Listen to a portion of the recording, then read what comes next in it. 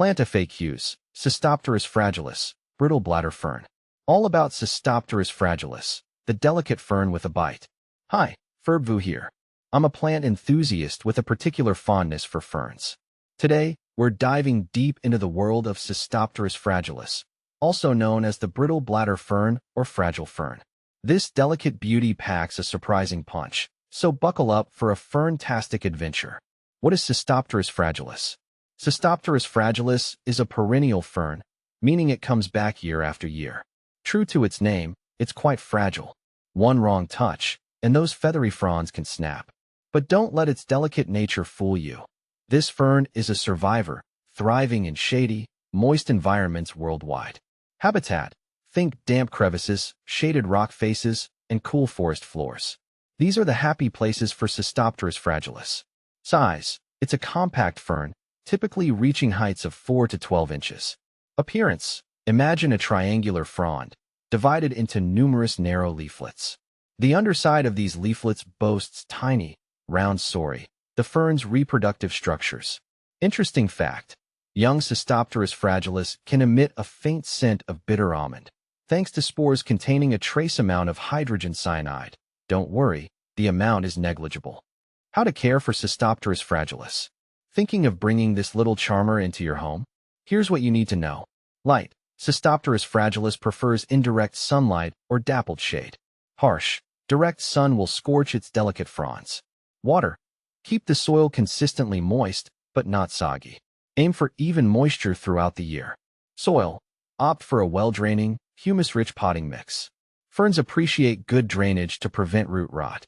Fertilizer: a light feeding with a balanced fertilizer once a month during the growing season, spring and summer, is sufficient. Temperature: Cystopteris fragilis thrives in cool to moderate temperatures, ideally between 55 degrees Fahrenheit and 75 degrees Fahrenheit, 13 degrees Celsius and 24 degrees Celsius. Avoid extremes of heat or cold. Humidity: this fern enjoys moderate to high humidity. Grouping it with other humidity-loving plants or using a pebble tray filled with water can help create a more humid environment. Propagation: dividing established clumps in spring is the most common method. Pests and diseases: thankfully, Cystopteris fragilis isn't particularly prone to pests or diseases. However, keep an eye out for mealybugs and scale, which can be treated with insecticidal soap. Is Cystopteris fragilis toxic to pets? While the spores contain a trace of hydrogen cyanide, the amount is minimal and unlikely to harm pets in a typical home setting. However, it's always best to keep plants out of reach of curious animals. Can Cystopteris fragilis grow outdoors? Yes, it can. As long as your climate provides cool, shady areas with consistent moisture, Cystopteris fragilis can thrive outdoors. What are some good companion plants for Cystopteris fragilis? Other ferns, mosses, spider plants, and begonias are all excellent choices. They share similar light and humidity requirements, creating a harmonious mini ecosystem.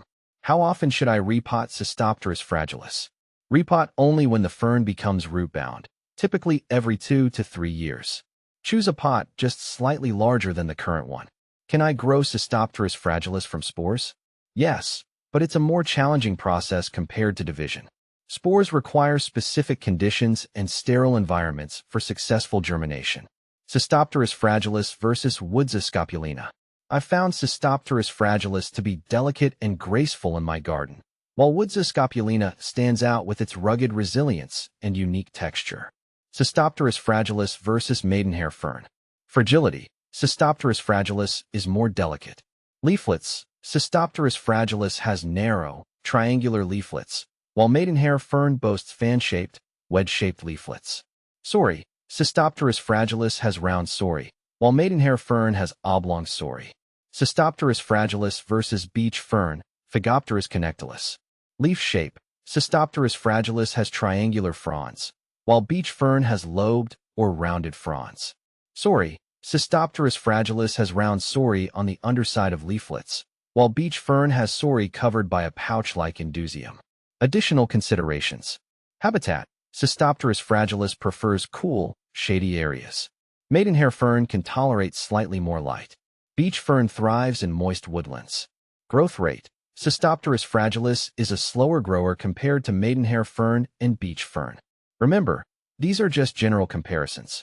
There's a fascinating diversity in the fern world, and some species can be trickier to differentiate. Consulting a fern identification guide or seeking help from a knowledgeable botanist can be helpful. Beyond the basics, fun facts and folklore. Cystopteris fragilis isn't just a pretty face, frond.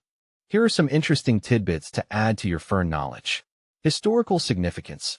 This fern has been used medicinally for centuries, with some cultures believing it possessed healing properties for coughs and wounds. Folk names. In Wales, Cystopteris fragilis is known as glass-white durin, meaning blue of the bird, possibly due to its delicate, almost translucent appearance. Symbolism. In Victorian flower language, ferns in general symbolize sincerity and hidden affections. Perhaps Cystopteris fragilis, with its subtle beauty, could represent a shy, yet enduring love. With its delicate nature and surprising resilience, Cystopteris fragilis is a true charmer in the fern world.